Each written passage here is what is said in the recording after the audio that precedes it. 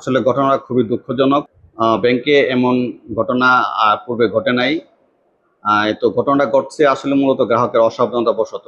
উনি কাউন্টারে টাকাটা রেখে লিখতেছিলেন। হ্যাঁ, লিখার মাঝখানে টাকাটা ছেড়ে উনি একটু দূরে গেছেন। ১ হাত দূরে গেছেন। টাকাটা কিন্তু উনি সাথে নেন নাই। খেয়ালও করেন নাই, খেয়ালও রাখেন নাই টাকাটা কোথায় আছে। এই মুহূর্তে পিছন থেকে পকেটমার এসে টাকাটা নিয়ে গেল।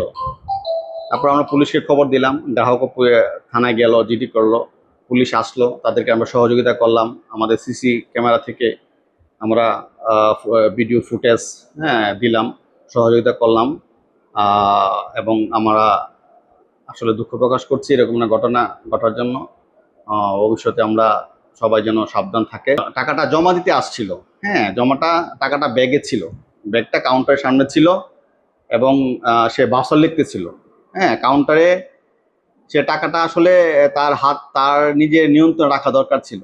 উনি টাকার ব্যাগটা রেখে উনি একটু দূরে সরে গেছেন, গিয়ে বাসটা লিখতেছেন, কিন্তু টাকাটা দেখে ওনার খেয়াল নাই। ওই মুহূর্তেই পিছন থেকে এসে চারজন, আমরা ভিডিওতে দেখছি, চারজনের একটা চক্র এটা এই কাজটা করছে। ভিডিওতে স্পষ্ট দেখা গেছে। আমরা সবকিছু পুলিশকে দিয়েছি। এখন পুলিশ তাদের সর্বাত্মক চেষ্টা করবে ধরার জন্য। উনি সাব রেজিস্ট্রি চাকরি করেন। একটা রেজিস্ট্রির টাকা উনি জমা দিতে আসছেন। আর এই ইয়ার মাধ্যমে আমরা সবাইকে অনুরোধ জানাচ্ছি, এই ভিডিও দেখে ছবিতে যদি কাউকে চিনেন আমাদেরকে সহযোগিতা করবেন, পুলিশকে সহযোগিতা করবেন।